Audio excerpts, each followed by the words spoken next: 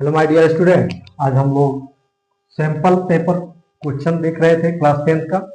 ये part 3 video है। तो ये जो सैंपल क्वेश्चन पेपर है इसमें क्वेश्चन नंबर 3 आया है, ट्रिग्नोमेट्री से रिलेटेड ये सब चीजें दिया है। दे दिया है गिवन दैट साइन थीटा बराबर a बाई बी, तो फाइंड कॉस थीटा, यानी साइन थीटा का मान a बाई बी दिया है तो कॉस थीटा को निकालना है। तो सबसे पहले मैं सोचा कि आपको पूरा का पूरा ट्रिग्नोमेट्री जो है लेके आऊं। तो आप देख रहे हैं ब्लैक बोर्ड पे पूरा का पूरा मैंने कॉन्सेप्ट को लिख दिया है, पूरा का पूरा ओवरऑल जो बेसिक जो होते हैं ट्रिग्नोमेट्री में, क्या होता है ट्रिग्नोमेट्री का जो आइडेंटिटी, यानी ट्रिग्नोमेट्री का जो अनुपात निकालते हैं, ट्रिग्नोमेट्री रेशियो को फाइंड करते हैं, वो कैसे निकालते हैं। तो मैंने बताया था कि थीटा का, देखिए थीटा का मतलब क्या होता है। थीटा का मतलब, तो जब भी हम लोग ट्रिग्नोमेट्री जब निकालते हैं तो इसका मतलब होता है ट्राइगोमेट्री का मतलब होता है तीन भुजाओं से रहित।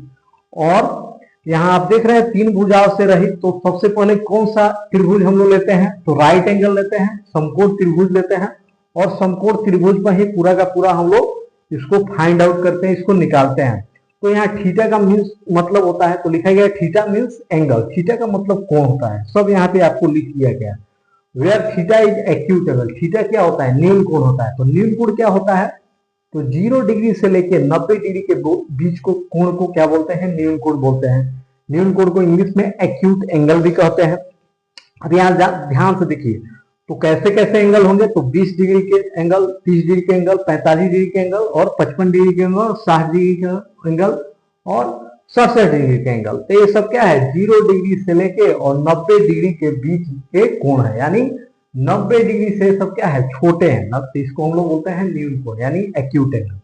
तो आप देख रहे हैं, तो त्रिभुज एबीसी क्या है, एक राइट एंगल है, संपूर्ण त्रिभुज है।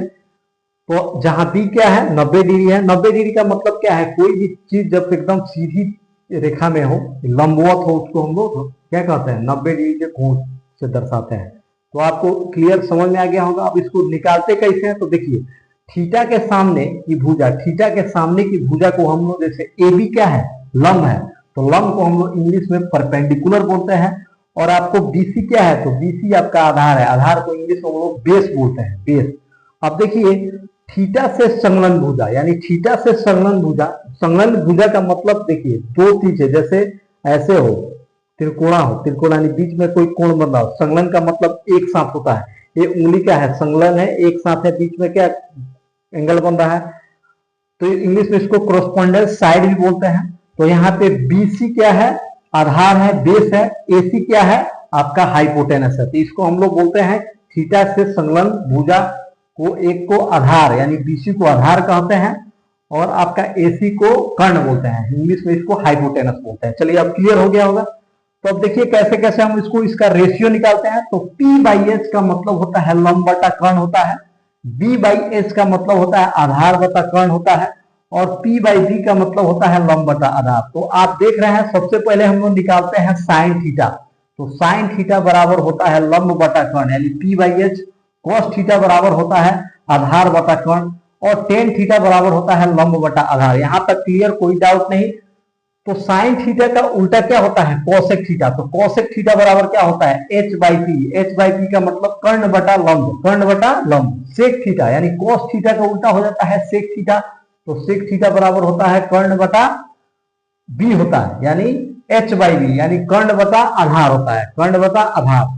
अब टेन थीटा का उल्टा क्या होता है, तो कॉट थीटा होता है। कॉट थीटा बराबर होता है आपका आधार बटा लंब, यानी बेस बटा परपेंडिकुलर। क्लियर, समझ में आ गया होगा।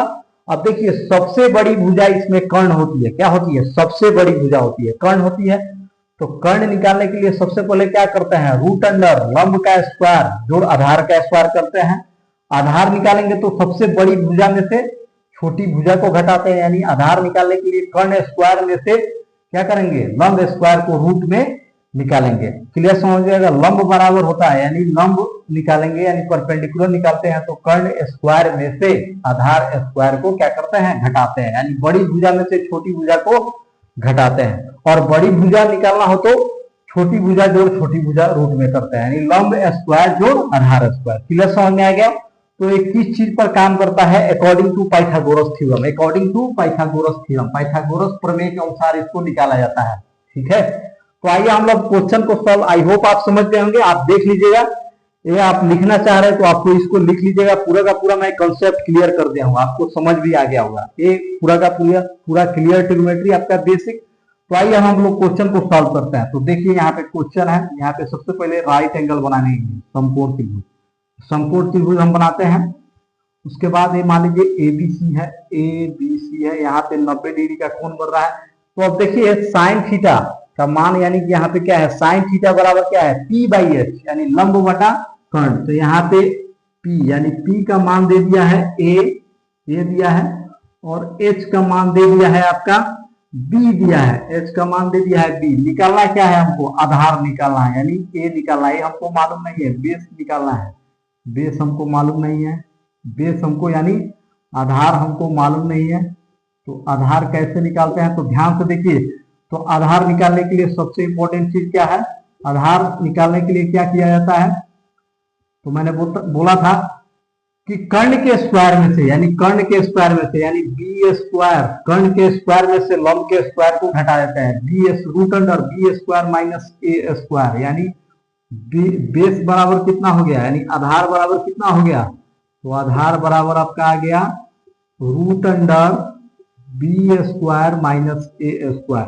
अब कह रहा है कि cos थीटा का मान निकाले, cos थीटा ज्ञात करें। तो cos थीटा बराबर होता है, तो cos थीटा बराबर होता है बी बाई एच। तो बी बाई एच यानी बेस आधार बटा आपका क्या, कर्ण, आधार बटा कर्ण।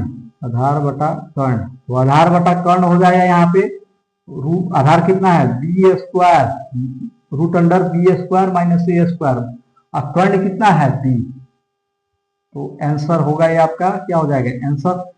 तो यहाँ पे root under b square minus a square बटा बी, ऑप्शन नंबर कौन सा होगा, तो root under b square minus a, यानी option number C. I hope आप समझ गए होंगे। तो ऐसे ही हम क्या करेंगे, एक क्वेश्चन पे, यानी एक सैंपल पेपर के क्वेश्चन पे पूरा का पूरा कॉन्सेप्ट को क्लियर करेंगे। तो आई होप आप समझ गए होंगे। तो ज्यादा से ज्यादा मेरे पेज को लाइक कीजिए और सब्सक्राइब कीजिए। ऐसे ही मजेदार मैं क्वेश्चन लेके आऊंगा, तो आप देख लीजिए इसको।